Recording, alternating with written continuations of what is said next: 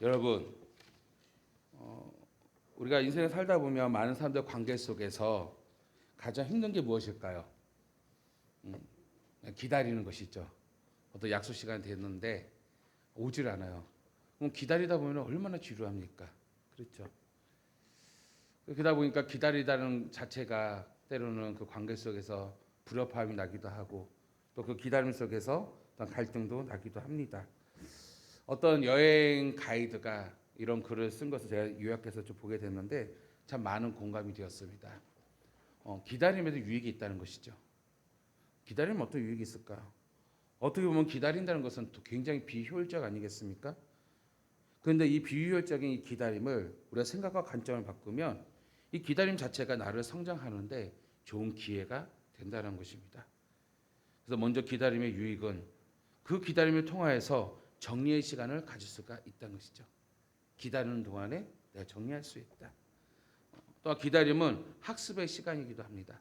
그때 내가 느끼고 배웠던 것을 또 어떻습니까? 학습의 기회로 삼을 수가 있고 또 기다림은요 관찰의 시간이기도 한다는 것이죠. 무심코 지나갔던 그 장소에 기다림으로부터 지루하잖아요. 여기저기 보다 보니까 새로운 것을 또한 발견하기도 합니다. 또 기다림은요 내면을 돌아보고 다지는 시간이기도 합니다. 이 기다리는 잠깐의 이 시간이 때로 내 자신에 돌아보고 또 묵상하고 기도하는 그런 시간을 삼기도 하는 것이죠. 그래서 오히려 이 기다림 자체가 우리가 성장하고 자라는 데 있어서 또한 좋은 루틴의 한 과정일 수도 있다는 것이죠. 그래서 오히려 이 기다림을 자체에 우리가 비효율적이다라고 생각하지 말고 오히려 자아를 성숙하는 기회로 삼을 수 있는 것도 하나의 지혜가 아닌가라는 그런 글을 제가 보게 되었습니다. 제가 이제 압축적으로 요약을 했지만 이제 그 사람의 글에는 여러 가지 이 상황들, 실생활에 대한 상황들을 쭉 풀이하면서 글을 적었는데 참 충분히 제가 공감이 되었습니다. 성도 여러분, 여러분이 신앙생활을 하면서 가장 힘든 게 무엇일까요? 기도를 하는데 응답이 오지를 않아요. 한 6개월 정도, 1년 정도는 내가 인내하고 기도하면서 응답을 기다릴 수 있겠죠. 근데 그것이 1년이 아니고 2년이 아니고 5년도 아니고 10년도 아니고 13년이 됐는데도 응답이 없다라면 여러분 어떻게 했습니까? 힘들어요, 안 힘들어요? 힘들어요. 그렇죠. 반응해 주세요. 힘든 거 힘들다 반응해야죠. 13년 기도 안 힘듭니까? 힘들죠. 힘들단 말이에요. 힘들단 말이에요. 그런데 놀라운 것은 본문 말씀에 이 13년의 세월 동안에 기다린 끝에 비로소 하나님의 은혜를 깨달은 자가 있었어요. 그게 누구냐? 오늘 성경에 나오는 아브라함이에요. 원래 아브람인데 이제 하나님이 주신 은혜를 깨달은 이후에 아브라함으로 이름이 바뀌게 됩니다. 통일적으로 아브라함이라고 제가 표현하겠습니다. 어떻게 보면은 하나님께서는요 이 아브라함에게 이 언약해 주셨어요. 축복의 언약을. 이 축복의 언약을 일찌감치 해 주셨는데 세월이 지나도 어떻습니까? 뭔가 이루어지지가 않아요. 아브라함에 있어서 얼마나 마음이 힘들겠습니까? 왜냐하면 하나님께서 분명히 약속해 주셨어요. 하나님을 믿어서 그가 자신의 집을 떠나 우상 숭배하는 그 지역을 떠나서 하나님이 가라는 곳을 갔지만 어디로 가야 할지 모르는 그의 인생의 여정들. 근데 힘들 때 중간중간 하나님께서 언약을 주시는데 약속해 주시 동일하게 주셔요. 반복적으로 주셔요. 그것이 무엇이냐? 바로 아브라함에 대한 축복이란 말이에요. 너를 향한 하나님의 꿈이란 말이에요. 그래서 아브라함 계속해서 발견되었기 때문에 뭔가 믿음을 가지고 인생을 살아가는데 확실치가 않단 말이에요. 여전히 제자리란 말이에요. 다시 말하면 하나님의 언약과 현실 사이의 괴리감이 너무나도 클 때 여러분 입장은 어떻겠습니까? 마음이 지쳐요? 아니면 마음이 기뻐요? 지칠 수밖에 없다는 것이에요. 여러분 신앙생활 하면서도 지금 어떠한 마음을 갖고 있습니까? 이런 경험이 없습니까? 저도 이런 경험이 있었어요. 여러분 다 알겠지만 이제 멀쩡히 학교 마치고 박사 공부하고 있는데 하나님이 확실하게 저에게 응답을 주셨거든요. 새벽에. 기쁜 마음으로 이제 하나님께서 나에게 평탄을 들어주겠지. 그래서 실은 이제 그때 당시가 그때 부르심을 받은 겨울 다 됐으니까요. 그래서 이제 시험을 곧바로 이제 한 달 공부했나요? 한 달 공부했는데 하나 붙여주신다 했으니까, 예, 한 달 공부해서 총시 신대원 시험을 봤어요. 한 달 공부해서 총시 시험 봤는데 나름대로 잘 본 것 같았어요. 되겠다. 그런데 이미 원로섬이 뭐라고요? 시험 보는 당일 새벽에 나를 부르더니 꿈을 꿨는데, 예, 아니 잎사귀가 곡식이냐 너무나도 멋있게 그냥 건강하게 확 평화지대 확 자랐는데 어마어마 이렇게 그게 곡식 땅이 좋아 하고 쫙 쳐다봤더니 곡식이 안 익어서 건강을 한다 안 익어서 탁탁 써 있다는 것이에요. 아유 무슨 시험 보러 가는 사람한테 아침부터 그 얘기를 해요. 예. 그래서 제가 떨어졌어요. 얼마나 마음이 낙심된지. 아니 하나님의 부르심으로 진짜 모든 거 내려놓고 이제는 그 내 나름대로 선택과 집중 공부를 해서 물론 기간이 짧았지만 시험 봤는데 아니 하나님은 눈치 못 타임이 없잖아요. 그게 나에게 응답 주셨으면 붙어야지 정상이잖아요. 떨어지니까요. 눈앞이 캄캄하고 자존심도 상하고 기분도 나쁘고. 예. 근데 그게 제가 아직 변하지 않는 고집과 아집이었죠. 그래서 그 총신의 학부 교수님이 친한 교수님이 그때 원로 목사님 후배였는데 원로 목사님 은혜를 많이 입었던 분이에요. 근데 그분이 이제는 한국 성서대에 이제 교수로 재직하고 있을 때 이제 총회에서 이야기 나누다가 우리 아들 떨어졌어 그러니까는 그러면 여기서 공부 시키세요. 그래서 한국 성서대학교를 제가 들어갔는데 입시 다 끝나고 2월 말에 그리고 그것도 하나의 은혜죠. 이사장 장학생으로 그냥 들어가게 됐어요. 예. 이게 뭐 이상하게 털지 마시고요. 정시 절차를 밟아서 했어요. 예, 서류 전형 다 하고. 그래서 다니는데 원래 마음 먹었던 학교를 안 가니 마음이 제대로 학교 생각해서 안 했어요. 이게 내 고집이고 제 교만이었단 말이에요. 한 학기 다니자마자 어떻게 했다고 자퇴했다고요. 자퇴했어요. 그래서 1년 반 동안에 제 나름대로 내면의 방황의 시간을 갖게 되었습니다. 근데 1년 반이 너무나도 힘이 들었어요. 이게 1년 반이라는 세월이 뭐 짧으면 짧은 시간이지만 길면 굉장히 긴 시간입니다. 지금 1년 반이면요 군대 시간입니다. 군대. 예, 군대 기간이야 말이에요. 군대 기간 동안에 내면의 수많은 갈등과 그 고민들이 늘 있었어요. 그러고 나서 때가 돼야 한겨울에 때가 돼요. 하나님의 사인을 또 받게 되죠. 뭐 다 알지 않은 스토리가요. 한 주에 3번의 교통사고를 정말 제 의도와 상관없이 났는데 정말 하나님 제 몸을 안 다치게 해주셨어요. 사고가 크게 났어요. 3번 다. 그런데 이제 몸을 안 다치게 했는데 원로 목사님이 너 기도원 들어가 그러더라고요. 그래서 성지산 기도원 정말 금식 기도원인데 아주 시골입니다.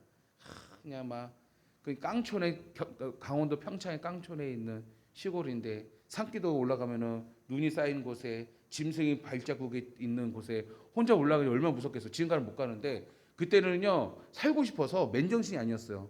매일 아침마다 산기도 올라오고 밥 때문에 내려서 밥 먹고 또 그때 금식기도 했구나. 금식기도 했어요.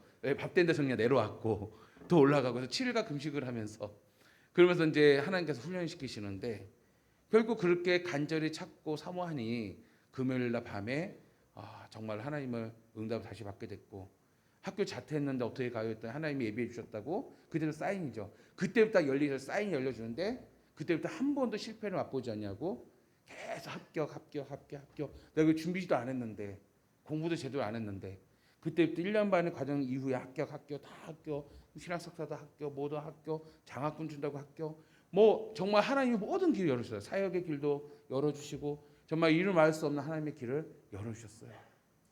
그런데 중요한 거는 이 1년 반이라는 세월이 너무나도 힘들었어요.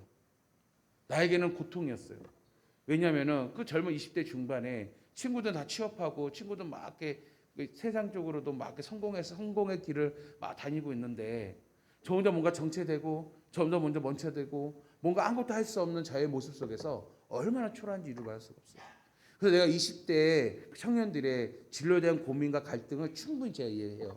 왜냐하면 제가 그런 과정을 너무나도 힘들게 겪었기 때문이죠. 특별히 정말 비효율적인 시간이 너무도 아까웠어요.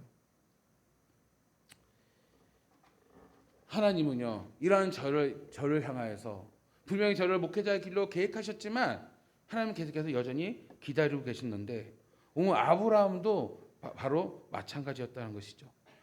하나님의 언약과 그 현실 속에는 그 괴리감 속에서 아브라함은 너무나도 힘이 들었는데 성경에 보니까 뭐라고 말씀하십니까? 성경에 보니까 1절에서 아브라함이 99세 때 99세예요. 99세. 99세 때 여호와께서 아브라함에게 나타나셨다라고 말씀하고 있어요. 이 99세가 왜 중요하냐면 하나님의 침묵이 몇 년이었냐면 13년간이었습니다. 그러니까 그 전까지는요 계속 그 길을 열어주진 않았어요. 뭐 정말 알겠지만 하갈을 통하여서 정말 가정의 갈등도 일어나고 수많은 연단과 고통이 있었는데 그때마다 하나님께서 믿음이 잃어버리는 믿음이 막 힘들어하는 아브라함에게 그 언약을 상기시켜 줬어요. 그때마다. 근데 그 이후로 86세부터 99세 13년간은요 성경에 아무것도 기록되어 있지 않아요. 하나님의 침묵이 있었어요. 이거 하나님의 침묵을 다시 말하면 하나님은 아브라함 향한 기다림이 있었다는 것이요. 이 하나님의 침묵, 하나님의 기다림에 대해서는 분명한 필요성과 이유가 있었다는 것을 1절에서 우리에게 표현하고 있는 것이요. 아브라함이 99세가 되었을 때 그래서 첫 번째 하나님께 하신 말씀이 무엇일까요? 1절에 보니까 나는 전능한 하나님이라. 아멘. 왜 전능한 하나님이라 표현했을까요? 여러분에게 있어서 인생에서 우리가 하나님을 표현할 때요. 제가 이제 성경 공부를 하다 보면 이제 도입 부분에서 여러분 하나님 어떤 하나님이면 다 표현해요. 뭐 여러분 하나님은 사랑의 하나님이요. 그렇죠? 그게 많은 사람 있고요. 뭐 좀 약간 아이디어가 좋은 사람은요. 나에게 깜짝 이벤트를 주는 하나님. 뭐 이렇게 표현할 수 있고요. 그렇죠? 내 애인이요. 뭐 이렇게 표현할 수도 있고 여러 가지 표현할 수 있는데 하나님의 호칭은 다양하잖아요. 하나님의 표현은 다양하죠. 근데 아브라함에 있어서 아브라함 현재 역적 상태에 있어서 아브라함에 가장 필요한 하나님은 어떤 하나님이냐? 하나님께서 말씀하시기를 나는 전능하신 하나님이다라는 것이에요. 아멘. 왜 전능하신 하나님일까요? 이제 아브라함은 현실 속에서는 하나님의 언약을 점점 잊혀가고 있습니다. 잊힐 수밖에 없는 게 99세입니다. 하나님이 너를 통해서 큰 민족을 이루겠다고 그랬어요. 땅을 주시겠다고 그랬어요. 그 민족을 이루려면 여러분 민족을 이루려면은 나는 누굴 낳아야 돼요? 자식을 낳아야 돼요. 자식을 낳았는데 특히 누굴 낳아야 돼요? 아들을 낳아야 돼요. 그렇잖아요. 그런데 아브라함에게는 낳긴 낳았죠. 그 인간적인 마음은 너무 급하니까 그 하갈은 여종을 통해서 아이를 낳았으면 그게 이스마엘이에요. 그 이스마엘 13살이 될 때예요. 근데 하나님께서 이스마엘이 하나님 택한 민족이래요? 아니래요. 그럼 아브라함 입장에서는 너무나 답답하잖아요. 그런데 생각해보세요. 99세에 이제는 내가 뭐 남자는 뭐 가능할 수 있겠지만 와이프가 나이가 많아요. 할머니. 그 할머니가 이미 태문이 닫혔는데 끊겼는데 아이를 낳을 수 있겠습니까? 낳을 수가 없죠. 근데 하나님 딱 나타났어요. 왜 나타났을까요? 다시 언약을 상기시키기 위해서. 그 아브라함 입장에서 마음에서는 나타나신 그 하나님의 그 언약을 믿을만 해요? 이제는 내가 아무리 생각해도 사라는 아닌데 그러니 하나님께서 아브라함에게 상기시킨 게 무엇이냐? 나는 전능하신 하나님이다라는 것이요. 전능하신 하나님은요. 태문이 막히고 아이 낳지 못한 몸에도 하나님이 열어주실 줄 믿습니다. 이 전능하다는 것 자체가 무엇입니까? 기적의 하나님이란 말이에요. 그래서 전능하신 하나님이다라고 말씀하시면서 오늘 아브라함에게 너 준비되었느냐라는 것이요. 나는 준비됐다는 것이요. 그래서 기다렸다는 것이요. 하나님께서 기다리는 이유는 무엇이냐면 제가 지금 연단 받을 것을 기억해 보세요. 중요한 건 하나님의 축복은 하나님의 언약은요. 하나님의 약속은요. 분명한 하나님께 문제가 있는 것이 아니에요. 오늘 하나님의 축복 그 언약을 받을 내가 준비되어져야 한다는 것이죠. 어떻게 보면 제가 처음 예화로 말씀드렸지만 기다림의 유익이 있겠지만 하나님께서 기다리신 오늘 아브라함에서 13년간 기다리신 이유는 무엇이냐면 아브라함이 이 13년 동안에 무엇이냐? 하나님의 이 언약의 백성으로서 받을 만한 그릇과 준비가 되어 있느냐는 것이죠. 이것을 뭔가 아브라함 14년간은 그 기다림 속에서 기회로 삼아야 한단 말이에요. 내 내적 변화가 일어나야 한단 말이에요. 하나님은 어떻게 보면 아브라함에게 너무나 축복의 풍성한 은혜를 주시기 위한 기회를 지금 기다리고 있었던 것입니다. 그래서 하나님께서 이미 자신을 표현해요. 나 기다렸는데 너 걱정하지 마. 나는 누구라고요? 전능하신 하나님이야. 그럼 너는 준비되었니? 내 기단 속에서 이것을 기회 삼아서 축복의 준비가 되었니?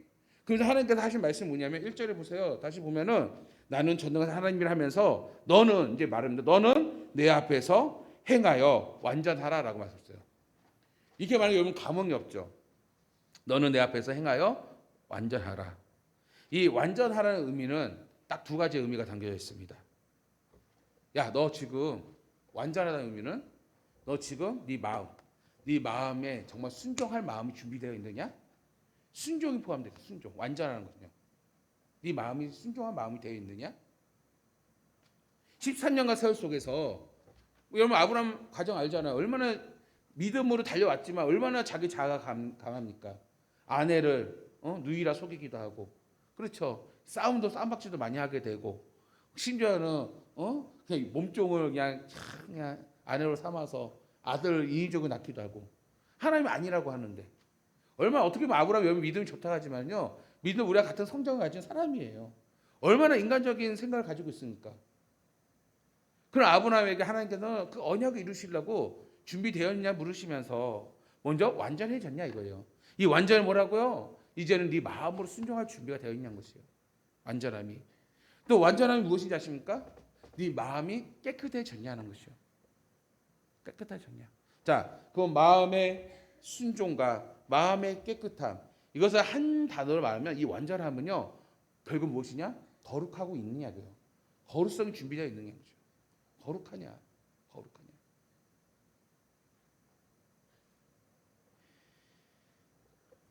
어떻게 보면 13년 전에 아브라함은요, 하나님 앞에 완전하지 못했어. 쉽게 말하면 하나님 앞에 거룩하지 못했습니다. 근데 14년 세월 속에서 성경 나오지 않지만 어떻게 마무리 짓냐면 하갈이 등장하고 이스마엘 등장하면서 딱 마무리 짓거든요. 그게 13년이 지났어요. 이 말 무엇일까요? 13년간 아브라함이 가정생활에 충실했을 거예요. 충실했는데 이미 가정생활에 충실하는 과정 속에서 그 배경은 어때요? 사례는 지지 짜고 울고 있고, 그렇죠. 사례와 하갈의 수많은 갈등들이 일어나고. 여러분 생각해 보세요. 물론 지금 그런 가정이 없겠지만 우리 남성도 한번 생각해 보세요. 내가 장가를 갔는데 장가를 2번 갔어요. 고달픈 일이에요. 한 번 간 것도 괴로운데, 그렇죠. 2번을 갔으니 얼마나 괴롭겠습니까? 근데 거기에 두 여자들이 막 싸우고 막 갈등 일으키고 막 이런 게 있는데 한 울타리 같이 살고 있어요. 그럼 행복할까요, 그 가정이? 우리가요 신앙생활 하면서 성도님들 만나보고 기도 제목 나눠보면 가장 힘든 기도 제목이 뭔지 아세요? 가장 어려하고 고통스러운 기도 제목이 뭔지 아세요? 가정 문제예요. 남편의 문제, 자녀의 문제. 그렇죠? 왜냐면 이건 삶의 힘을 능을할 수가 없어요. 돈으로도 할 수 없어요. 아무리 돈을 막 쏟아서 뭐 정신의학과 무슨 심리학자를 또 동원해가지고 그냥 붙여 다닌다 할지라도 그 근본을 해결할 수가 없어요. 그렇지 않겠습니까? 그래서 여러분 기적 중에 기적이 뭐라고 해서 제가 항상 말하는 게 사람이 변하는 게 기적이라고요. 근데 그 대상인 사람인 가정 안에서의 이 수많은 갈등들이 이것이 13년간 이루어졌다라면 아브라함은 얼마나 고달프고 얼마나 괴로웠을까요? 근데 하나님이 이런 아브라함의 고달픔과 괴로움을 어떻게 해요? 13년간 기다리고 계셨던 것이에요. 그동안 아브라함은 어떻게 했을까요? 그 철저하게 이 과정 속에서 자기의 무기력함을 깨닫게 되었을 거예요. 또 괴로움 속에서 나는 할 수 없을 거라고 내 자아를 보게 됐을 거예요. 13년의 기다림 속에서 아브라함은 계속해서 내적 변화, 내 자아를 바라보면서 결국 무엇인가 나의 고집가집이 가장 밑바닥까지 떨어지는, 가장 바닥까지 내려지는 아마 이러한 경험을 분명히 아브라함은 하게 된다는 것입니다. 여러분, 완전함은요 결국 우리 내적인 내 마음이 결국은 거룩해질 뿐만 아니라 정말 내 마음이 어떻게 돼야 돼요? 다른 게 아닙니다. 정말로 내 마음이 정말로 성숙의 시간을 가져야 한다는 것입니다. 정말 이 완전함을 통해서 내 마음이 정말로 하나님의 말씀을 순종할 만한 성숙의 자녀로 우리가 변화되어질 때 비로소 우리는 완전한 자리에서 완전한 자를 변화되어 바로 하나님의 언약 안에 살아갈 수가 있다는 것이요. 하나님은 이것을 이루기 위하여 기다리고 계셨던 것입니다. 로마서 4장 19절에서 21절 이렇게 말씀합니다. 그가 100세나 되어 자기 몸이 죽은 것 같고 사라의 태가 죽을 것 같음을 알고도. 자, 이게 현실이죠, 현실. 자, 100세 되어, 여러분 여기 100세 있습니까? 없죠. 아마 90대에 있는 성도 있을 거예요. 90대 팔팔 하십니까? 정말 하나님의 은혜 가운데 하루하루 눈 뜨면 아유 하나님의 은혜입니다. 오늘 살았네요. 그다음 눈 뜨면 또 하나님의 은혜입니다. 오늘 살았네요. 찬송하며. 일봉산 그렇죠. 예. 눈 뜨면 감사하죠. 아유 나 아직까지 살아있네. 그렇잖아요. 아마 이제 점점 연세가 있는 분들은 하루하루가 얼마나 감사하며 살겠습니까? 그러니 아브라함 100세나 됐는데 마치 자기 몸이 죽은 것만 같죠. 그렇지 않겠습니까? 사라의 당연히 태가 죽었죠. 이미 나이가 할머니인데 태가 죽었죠. 이게 현실이에요. 현실을 안다고 그랬어요. 아브라함이. 그런데 자 로마서 뭐라 말하냐? 믿음이 약해지지 아니했다는 것이에요. 믿음이 약해지지 않았어. 왜 아브라함이 믿음이 약해지지 않았을까요? 이때 99세예요. 자 100세가 되었어요. 99세 때 어떤 하나님 만났다고요? 전능하신 하나님을 만났다고요. 아멘. 그리고 어떻습니까? 믿음이 약해지지 않는 그릇을 이제는 아브라함이 준비되어지니 자신의 모든 삶이 어떤 육체의 환경 속에서 현실 속에서 매이지 않냐고 아브라함이 살아갈 수 있는 길은 뭔가 오직 믿음으로. 아멘. 믿음으로 살아갈 수 있는 하나님께서 그렇게 아브라함에게 그 언약의 백성으로서 자라나게 하고 이끌어주고 성숙해졌단 말이에요. 그래서 로마서에 뭐냐면 믿음이 없어 하나님의 약속을 의심하지 않았고 믿음으로 견고해져서 믿음 견고했어요. 하나님께 영광을 돌리며. 자 보세요. 하나님이 오늘 우리를 향한 뜻이 뭐예요? 오늘 영광 아니겠습니까? 로마서 분명히 말하고 있어요. 그 믿음을 통해서 하나님께 영광을 돌리며 약속하신 그것 또한 능히 이루실 줄을 확신하였으니. 아멘. 약속한 게 무엇입니까? 아브라함을 통해서 이루실 하나님의 큰 축복이죠. 바로 땅의 축복이요 자손의 축복 아니겠습니까? 예. 그리고 이것이 하나님의 자녀의 축복이란 말이에요. 이것에 대해서 아브라함이 확신하게 된 줄 믿습니다. 여러분 그래요. 바로 이 믿음을 얻기 위해서 하나님께서 몇 년을 기다렸다고요? 13년을 기다렸고 아브라함은 몇 년 동안 수많은 연단을 받았다고요? 13년간의 연단과 고통을 받게 되었던 것입니다. 결국 무엇입니까? 99세가 되었을 때 비로소 아브라함에게는요 하나님 앞에 하나님의 이 축복을 받을 만한 완전함으로 성숙해지고 자라나게 된 줄 믿습니다. 바로 하나님의 그 말씀에 대하여 언약에 대하여 순종한 마음으로 더욱더 하나님을 향하여 거룩한 삶을 살아가는 그 그릇이 준비되었으니 비로소 하나님의 때 13년의 침묵을 깨고 하나님께서 아브라함을 만나 주셨다는 것이에요. 저는 이런 축복이 오늘 우리 온 성도 여러분의 이루기를 주님을 축원합니다.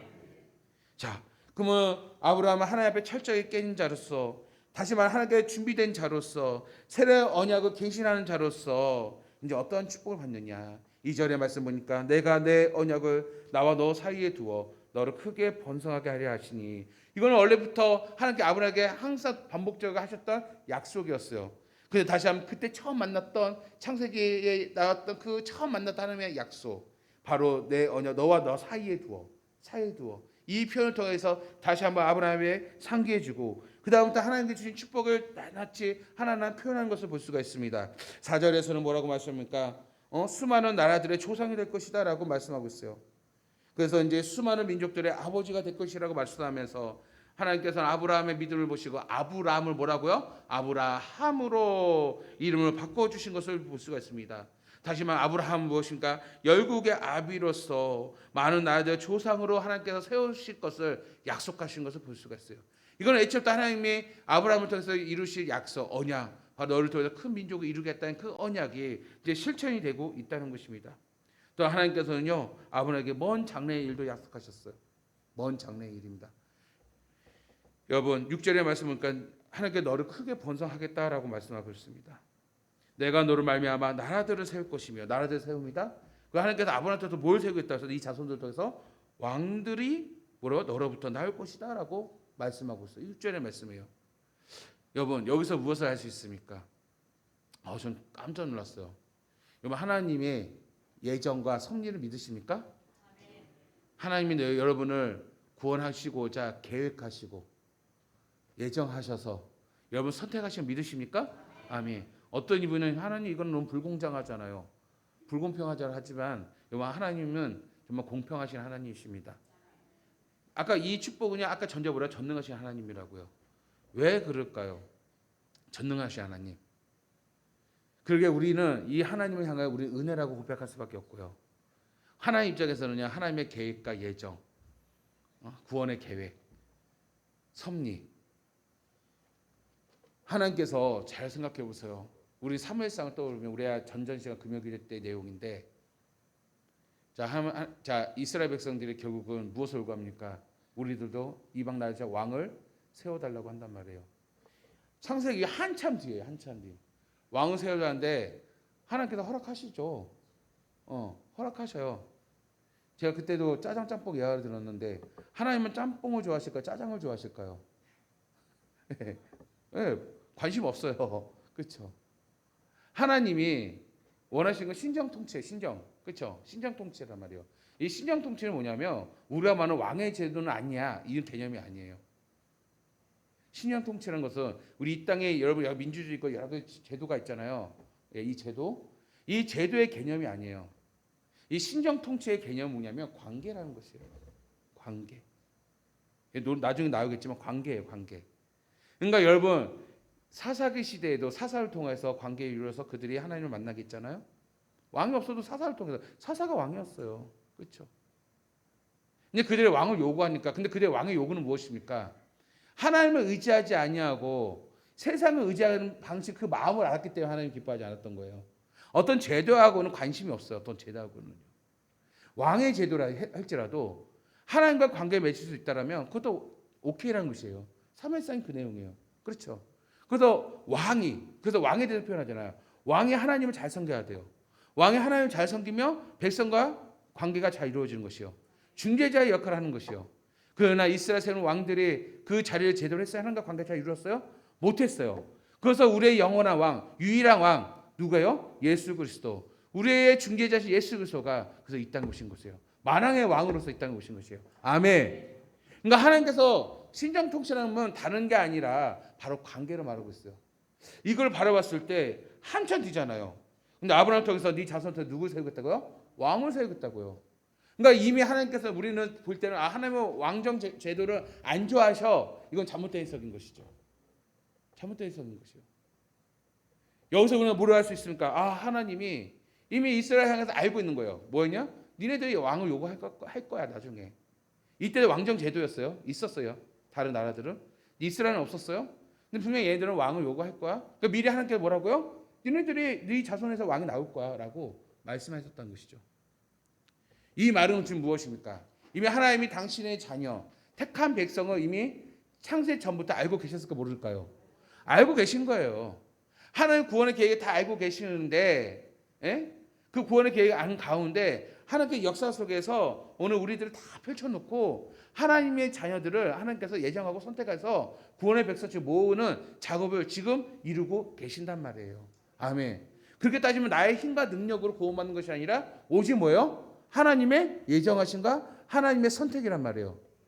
그런 이것을 깨닫는 자들이 무엇을 고백할 수 있어요? 따라서 하나님의 은혜입니다. 은혜라고요. 이것이 바로 여러분 하나님의 은혜라는 것이요. 이거를 깨달아야지 은혜라고 표현할 수 있는 것이에요. 이것을 깨달아야지. 왜? 아무나 구원받을 수 없기 때문에. 그래서 성경에서 여러 번 표현하지만 이것에 대해서 누구나 항변할 수가 없어요. 왜 그럴까요? 토기장이 비유를 통해서 말씀하고 있어요. 그렇죠? 여러분 토기장이에요. 그릇을 만들었어요. 내가 마음에 드는 작품이 아니야. 그럼 내 이름이 걸려 있는데 짝퉁을 아니 어떻게 보면 좀 약간 좀 마음에 안 든 거를 어떻게 보면 좀 불량품을 시중에 팔 수 있어요? 내 명예 이름이 있는데 그건 버려야 돼. 깨야 된단 말이에요. 이 토기가 고가품, 내 이름의 고가품 매기기 위해서는요. 작가가 만족이 돼야 고가품 되지 않겠습니까? 희소성이 있어야 고가품 되지 않겠습니까? 여러분 어떤 자들인지 아세요? 하나님의 가장 희소성이 있는 백성이란 말이에요. 그래서 존귀함이라는 표현을 쓰는 것이에요. 그렇죠? 그래서 어느 누가 항변할 수 없는 게 뭐냐면은 이미 하나님 다 알고 있잖아요. 누가 구원의 백성인지, 누가 선택의 백성인지 선택받지 못한 백성인지 이미 알고 있단 말이에요. 여러분의 자유의지를 100% 줘서 구원받는 것이 아니라 우리의 자유의지는 없어요. 아예 없어요. 우리의 자유의지는. 오직 하나님의 선택에 의해서 우리는 구원받았기에 그리고 우리는 오직 하나님의 은혜를 노래할 수밖에 없는 것이에요. 아멘. 아멘. 그래서 여러분 굉장히 존귀한 자들이란 말이에요. 우리 여섯 사람과 인사 나눕시다. 당신은 정말로 존귀한 자입니다. 아멘. 네. 이 원리를 아는 자만이 이 말이 무슨 말인지 알아들 수 있는 것입니다. 야, 그래서 아브람에게 먼 장래 일도 얘기하는데 바로 너를 통해서 나라를 세고 왕들도 세울 것이다 하는 것이요. 더 나아가 하나님께서 또 7, 8절 구체적으로 말씀하는데 그 내용이 뭐냐? 땅과 자손에 대해서 축복해 주십니다. 땅과 자손에 대해서. 다시 말하면 아브라함 너의 후손들이 하나님을 섬길 것이라는 것이죠. 그래서 여기서 우리는 뭐라냐? 예수 그리스도 믿는 자들, 하나님 택하신 백성들을 뭐라고요? 아브라함의 자손이다라고 표현하는 것이요. 여기서 나오는 것입니다. 바로 여러분이 당신은 하나님의 언약 안에 있는 축복의 통로, 이것이 우리 본문 말씀이란 말이에요. 여러분 언약 안에 있는 축복의 통로란 말이에요. 자, 그래서 여기서 핵심이 무엇입니까? 땅과 자손. 그래서 7절에서 뭐라 말했냐? 17절 7절에서 내가 내 언약을 똑같이 너와 나와 너 사이에 두고요. 내 뒤에 올 자손 사이에 영원한 언약으로 삼는데 내 하나님 그리고 내 자손의 하나님 되겠다는 것이요. 네 자손의 하나님. 여러분 이게 무엇일까요? 제가 새벽에도 말씀드렸지만 이 표현은요. 성경에 어디서 계속 하나님께서 반복적으로 말씀하고 있는 것이요. 근데 우리가 그걸 인지를 못하더라고요. 임마누엘 하나님이에요. 함께 하겠다는 것이요. 여기서 무엇을 할 수 있습니까? 언약 관계는 결국 뭐냐? 자손과의 관계 속에서 아버지와 자녀의 관계. 바로 이 관계를 우리에게 말씀하고 있단 말이에요. 아멘? 관계. 아 그렇구나. 하나님께서 우리에게 원하시는 나라는 다른 게 아니라 하나님과 우리가 무엇을 맺어요? 관계를 이루는 나라를 원하신다는 것이에요. 저 천국에 가잖아요. 저 천국에 가면 결국 무엇입니까? 우리가 하나님의 자녀가 되잖아요. 그 자녀 때 어떻습니까? 각각 여러분이 다 구원을 받을 때 하나님과 관계를 이루는 것이에요. 하나님과 관계요. 오늘 우리가 세례받습니다. 예수와 관계에서 한 몸의 일을 이루어서 나의 모든 죄는 십자가에서 죽어지고 그렇죠? 예수의 부활이 나의 부활이 되어서 영원한 생명을 얻게 될 줄 믿습니다. 관계란 말이에요. 관계. 그렇죠? 오늘 우리가 또 우리 기가 막히게 또 성실교독에서도 우리 준비가 잘 됐는데 마지막 같이 이는 우리가 하나 되는 것 같이 그도 하나가 되게 하람이니라. 하나가 된다는 게 무엇입니까? 관계를 의미하고 있단 말이에요. 이것이 이미 아브라함 때부터 하나님께서 약속한 언약이었어요. 그래서 8절에서 뭐라고 합니까? 우리가 영원한 주의 소유물이 되고 하나님은 그들의 하나님이 될 것이라고 다시 한번 강조하는 것을 볼 수가 있습니다. 이건 무엇입니까? 하나님은 우리에게 자녀로서의 축복과 관계뿐만 아니라 이후에 주어질 축복을 우리에게 부어주실 것이라는 것을 약속하고 있는 것을 볼 수가 있습니다. 아멘. 자, 지금 아브라함은 13년간의 하나님의 기다림 속에서 그가 하나님의 약속을 받을 만한 그릇이 준비되어지고 어떻게 보면은 오늘 성경의 표현과 같이 정말로 완전함으로 바꿔지는 이 고통의 과정 속에서 비로소 99세가 되었을 때 다시 한번 이 놀라운 축복이 되어지는데 어쩌면 이 기다림은요 우리의 신앙에 있어서 우리의 삶에 있어서는요 무엇입니까? 축복의 기회임을 기억하시기 바랍니다. 근데 이것만일까요? 잘 생각해 보세요. 모세도 마찬가지였죠. 모세도 하나님이 기다리셨어요. 성경에 많은 하나님의 부르심에 있는 사람들은 다 기다렸는데 더 확실한 것은 민족을 따질까요? 이스라엘 백성들이 정말 하나님과 관계가 끊어진 거죠. 나라가 유다 백성이 하나님과의 관계가 끊어져서 결국 유다가 멸망하게 되었죠. 그리고 바벨론에서 몇 년간? 70년간의 포로생을 하는데 하나님 70년간 기다림이 있었어요. 놀라운 사실은요. 이 70년 기다림 속에서 느헤미야는요. 이들을 깨닫게 시켰어요. 70년간의 깨달음. 그게 무엇입니까? 느헤미야 9장 25절에서 이게 표현합니다. 그들의 견고한 성읍들과 기리진 땅을 점령하고 모든 아름다운 물건이 가득한 집과 판 울물과 포도원과 감람원과 허다한 과목을 차지하여 배불리 먹고 살찌고 주의 큰 복을 즐겨 싸우나. 이게 무엇이냐면 그들이 이제는 70년간의 이 바벨론의 포로의 과정 속에서 이 침묵 속에서 이 기다림 속에서 그들이 깨달았어요. 이 연단 속에서 깨달은 이스라엘 백성들이 이제 과거를 회상한 것이에요. 바로 우리 조상들이 출애굽하여 가나안 땅에 들어갔을 때 정말 이러한 축복이 있었는데 이러한 복을 우리가 누렸었는데 그 전에 지금 내가 누린 것을 그냥 감사하지 못했어요. 몰랐어요. 예, 우상과 함께 섞이며 살아가는 나의 모습이었어요. 근데 비로소 이제 어떻습니까? 이제 이 70년간의 기다림, 어들 70년간의 이 연단이 스스로 내 자아가 깨지고 부서짐으로써 바로 완전해지는 이 과정 속에 그들의 이 내용이 회개 기도의 내용입니다. 비로소 기억이 나는 것이요. 출애굽 때 하나님 다 하셨는데 기억이 나는 것이요. 이 완전한 사람의 특징 중 하나는 무엇인지 아십니까? 지난 날의 감사로 고백이 되어집니다. 그래서 기억을 하면서 깨달으면서 회상하면서 회개 기도의 내용 중에 하나가 오늘 느헤미야 9장의 내용이에요. 그렇습니다. 지금 이 유다 백성들이 깨닫기 위해서 몇 년의 기다림? 70년간 하나님께서 기다리셨던 것이요. 야, 여러분 14년 한 것도 아니에요. 여러분 보세요. 예레미야 3장 19절에서는요 이렇게 말합니다. 이거 하나님께서 말씀하셔. 말씀 중에 하나님 말씀 중에 이런 내용이에요. 내가 말하기를 내가 어떻게 하든지 너를 자녀들 중에 두며 허다한 나라들 중에 아름다운 기업이 이 귀한 땅에 내게 주리라. 자 보세요. 자손과 땅을 언급하고 있어요. 하나님께서 하였고 내가 다시 말하기를 내가 나를 나의 아버지라 하고 나를 떠나지 말 것이나 하였느라. 자 아버지라 관계를 얘기하고 있어요. 지금 아브라함과 맺은 언약을 하나님께서 그대로 다시 한번 강조하고 있어. 그 사실 말씀 무엇입니까? 이스라엘 배역에 관하여 다시 돌아오라고 말씀하신 내용이 에레미야 말씀이에요. 이때 뭐라고 합니까? 땅과 자손뿐만 아니라 관계, 하나님과의 관계, 이것을 떠나지 말라고 에레미야서에는 말씀하고 있어요. 왜 그렇습니까? 오늘 우리는 어떠한 자손이기에 하나님의 축복의 자손이기에. 그래서 자바 에레미야 시대도 어떻습니까? 결국 이 시대를 거친 이후에 이것을 회복하기 위해서 몇 년간 하나님 기다리셨다고요? 70년간을 기다리셨어요. 그럼 여기서 말씀을 정리하겠습니다. 오늘 여러분 과거에 하나님 앞에서 내가 받은 기도의 제목들, 약속들, 기도를 하는데 혹시 놓치고 있는 분 있어요? 잠깐 쉬고 있는 분 있어요? 놓고 있는 분 계십니까? 제가 우리 성도님들하고 여러 대학 가운데 상담 가운데 기도 제목들 많이 듣습니다. 기도 제목인데 공통점 가장 큰 기도 제목이 뭐냐면은 가정의 기도 제목이에요. 남편의 구원, 자녀들의 구원. 요즘 삶 변화가 어려운데 특히 자식들 얼마나 말 안 듣습니까? 저도 자식을 새 키우지만 정말로 하루하루가 힘들어요. 키운다는 게 참 어렵더라고요. 그런데 그렇게 사람을 변화시키고 가르치는 게 어려운 일인데 그러다 보니까 마치 우리도 아브라함과 같이 현실 불가능한 내 남편이 예수를 믿겠어? 현실 불가능한 일로 지금 이제 우리가 점점 여겨지고 있습니다. 기도 제목들 그렇죠? 내 자손들이 내 애들이 예수님 잘 믿겠어?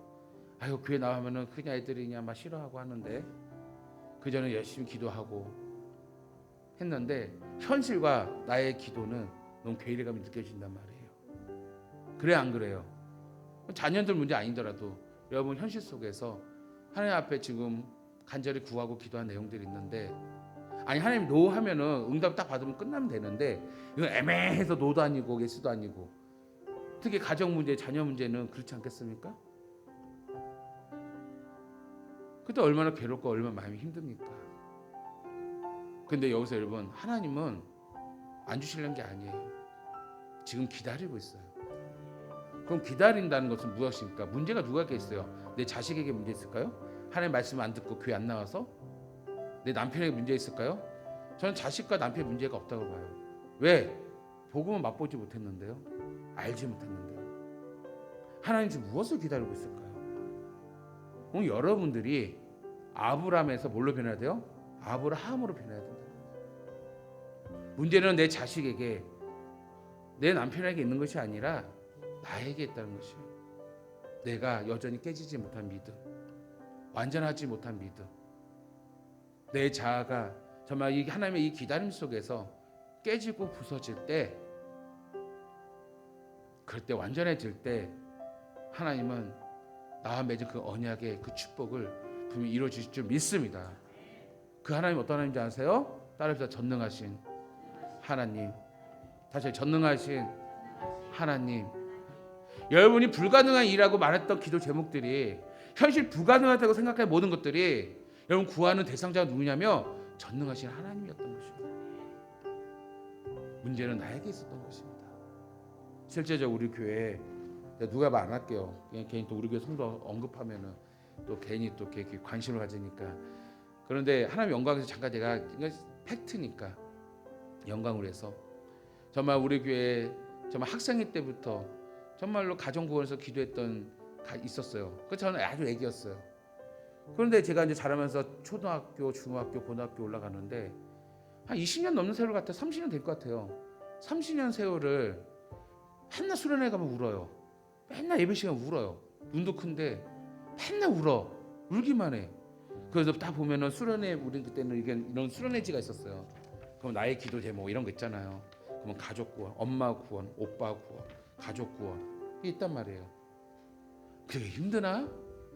근데 이것이 한결같이 가족 구원, 한결같이 그래서 우는 거예요. 아, 똑같은 말씀 그 지겹지도 않나? 그럼 보면은 내가 봐도 지겨운데 그 기도 제목이 지겨운데 한결같이 30년 넘도록 가족 구원, 오빠 구원, 엄마 구원 그걸 계속 그 기도로 하나님께서 구하더라고요. 근데 놀라운 것은 그러면서 그분을 쭉 지켜보니까 변화되더라고요. 점점 믿음이 변화돼요. 점점 예수님 닮아가요. 제가 볼 때 완전해지고 있어요. 단단해지고 있어요. 때가 되니까 또한 가족들의 많은 연단과 아픔과 고통이 하나님이 크게 휘셨더니 그게 어떠냐? 하나님께 돌아오는 놀라운 기적을 이루신 줄 믿습니다. 하나님께 돌아오더라고요. 그래서요 가족이 다 구원받았어요. 아멘. 그 가족의 그 기도 대상했던 분들이 또 믿음이 자라서 교회에 아주 기둥같이 하나님 앞에 쓰임 받고 있어요. 아멘. 이게 삶의 힘을 능할 수 있어요? 아니죠. 하나님은 그 기도하는 성도가 완전해지기까지 기다리고 있을 뿐이지 하나님이 한번 열어주시면 행하시면요 전능하신 하나님께서 응답해 주시고 역사해 주는데 오늘날 성경의 표현대로 땅과 자손뿐만 아니라 네가 나의 아버지가 되는 자녀의 복까지 그 관계의 복까지 하나님께서 이루어질 줄 믿습니다. 이제는 여러분 기다림을 지치지 마세요. 하나님의 기다림을 지치지 마시고 하나님의 기다림을 나의 믿음의 기회로 삼으시기 바랍니다. 나의 축복의 기회로 삼으시기 바랍니다. 포기하지 말고 내가 하나님을 바라보고 정말 내가 더 하나님 앞에 완전해지기까지 잘 변화되어서 때가 되면 분명 하나님께서 응답해 주실 것을 확신하시고 그 하나님, 완전하신 하나님, 즉 전능하신 하나님, 그 하나님을 신뢰하며 믿음으로 달려갈 수 있는, 믿음으로 살아갈 수 있는 오늘 저와 여러분 되기를 주의 이름으로 간절히 축원합니다. 아멘. 우리 함께 찬양하고 기도하겠습니다.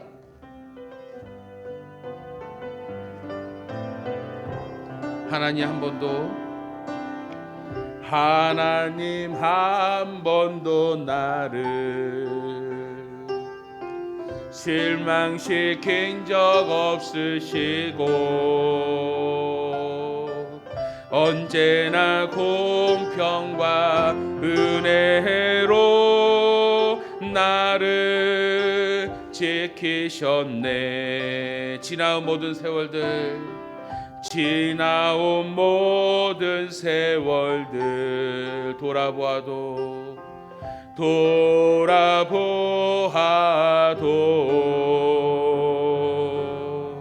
그 어느 것 하나 주의 손길 안 미친 것 전혀 없네. 오 신실하신 주, 오 신실하신 주, 오 신실하신 주, 내 너를 떠나지도 않으리라, 내 너를 버리지도 않으리라. 약속하셨던 주님, 그 약속을 지키사 이후로도 영원토록 나를 지키시리라 확신하네.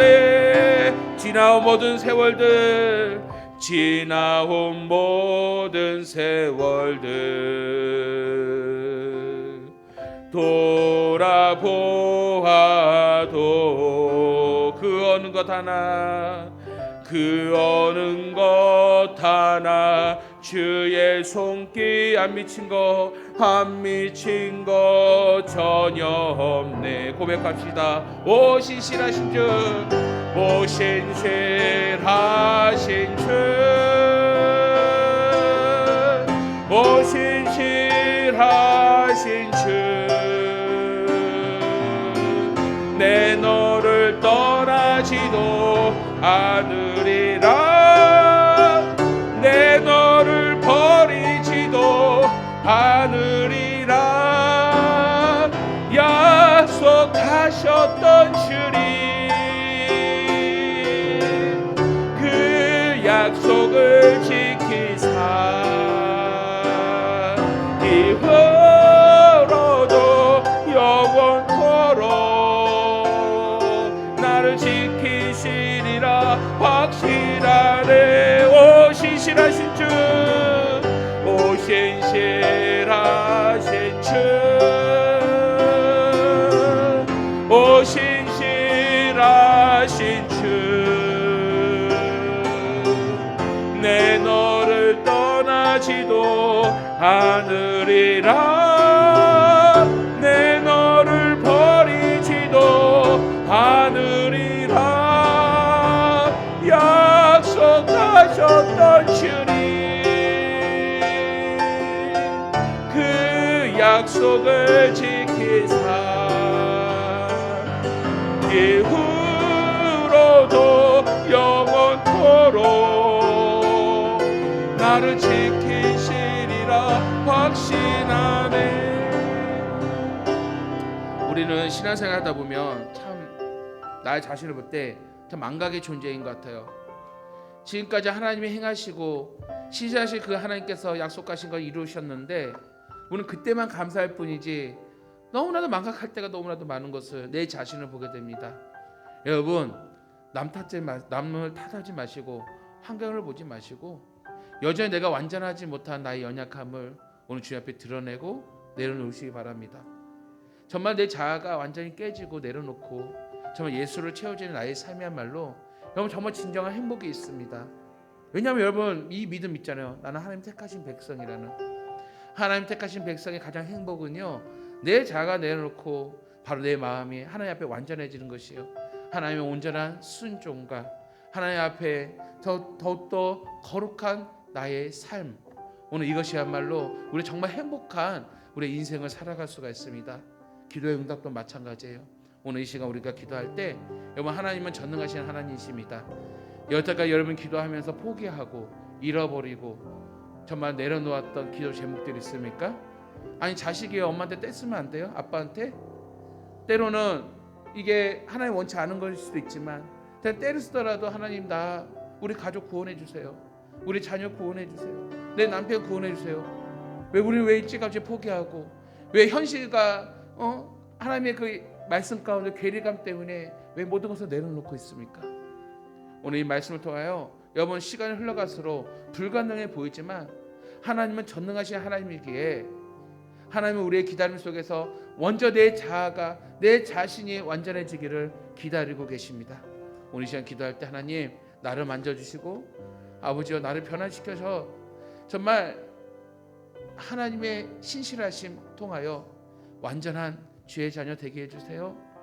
하나님의 이 오랜 기다림을 통하여서 나의 믿음의 기회를 삼게 하시고 축복의 기회를 삼게 하시옵시고 내 삶에 마치 아브라함이 약속했던 땅과 자손과 하나의 관계의 축복이 오늘 나의 가정과 나의 삶 속에 흐르게 하여 달라고, 먼저 내 자신부터가 완전해지도록 나를 만져 달라고 우리 다 같이 회개한 마음으로 주여 통성으로 기도하겠습니다. 주여 아버지 감사합니다. 오늘 이 시간을 통하여 다시 한번 하나님의 말씀을 들으며 다시 한번 우리의 자신을 돌아볼 수 있는 은혜 주시므로 감사드립니다. 아버지 오늘 말씀과 같이 우리 하나님은 전능하신 하나님이십니다. 하지만 나의 믿음이 너무 연약하여서 아버지여 정말로 현실과 그 괴리 때문에 아버지로 믿음을 저버리기도 하고 아버지 기도를 놓치기도 하며 믿음을 떠나가는 나의 모습을 때론 보게 됩니다. 주님 오늘 이 시간 주님 앞에 구합니다. 아버지 다시 한번 하나님 앞에 완전한 자로 세워주기 받기 원합니다. 정말 이 흘러간 세월 속에서 하나님의 기다린 세월 속에서 다시 한번 내가 훈련받고 자라나고 또 수많은 연단과 그 아버지 과정 속에서 믿음으로 잘 이겨냄으로써 아버지 나의 삶이 완전한 삶으로 변화시켜 주시옵시고 내 삶이 변화되어서 잃어버렸던 기도의 제목들이 잃어버렸던 나의 사명을 다시 한번 회복하고 다시 일어설 수 있도록 주여 인도하여 주소서. 아버지여 기적의 하나님께서 전능하신 하나님께서 나의 모든 삶과 나의 모든 가정과 나의 모든 환경을 바꿔주시고 다스려 주셔서 아버지여 하나님 나라 가는 그날까지 이 사명 기도의 사명 아버지 놓치지 않고 붙잡고 믿음으로 달려갈 수 있도록 주여 도와주시옵소서. 먼저 내 자신이 변화되게 하소서. 내 자신이 완전하게 되소서. 우리 하나님께서 아버지 우리를 향하여 기다리신 그 이유를 알았사오니 아버지여 이것을 낙심이 아니라 절망이 아니라 믿음의 기회를 삼고 일어설 수 있도록 주여 역사하여 주시옵소서. 주여 우리의 기도를 받아 주시옵소서. 아버지 감사합니다. 오늘 이 시간 말씀을 통하여 다시 한번 은혜 주신 원하 감사합니다. 오늘 말씀을 통하여 우리 주님께서 우리를 향하여 기다리신 이유는 바로 우리에게 축복하기 위하여 우리의 완전한 변화를 통하여서 하나님 놀라운 은혜를 주시기 위하여 주님께서 기다리심을 다시 한번 바라봅니다. 정말 수많은 기도 제목들과 정말 어려운 이 환경 속에서 우리의 믿음의 눈으로 바라보게 하시고 믿음으로 행동하게 해주시고 이를 통해서 전능하신 하나님의 은혜가 우리 성도들의 삶과 그 마음과 그 가정까지 미치도록 주여 축복하여 주시옵소서. 먼저 내 자신이 완전한 자로서 변화받을 수 있도록 하나님의 그 기다림 속에서 하나의 기회로 삼을 수 있도록 주여 우리를 이끌어 주시옵소서. 주의 말씀에 감사해서 예물드립니다. 온전한 11조와 감사헌금으로 성교와 2030 비전헌금으로 생일 감사 비전과 예배당 수리와 1,000번제와 구제헌금과 또한 성미와 온라인 헌금으로 주정 헌금과 구회 헌금으로 정말 다양한 제목들로 주여 드려진 예물들이 있사오니 일일이 하나하나 주여 기억하여 주시옵소서.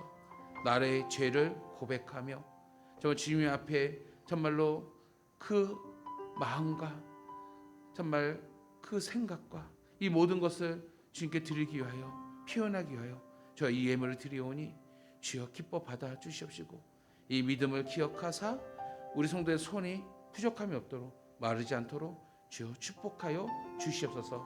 성경이 기록된 축복들이 저 이 믿음에 따라서 부어 주시옵시고 이를 통하여서 우리 성도의 삶이 주로 인하여 살아갈 수 있도록 주여 인도하여 주시옵소서.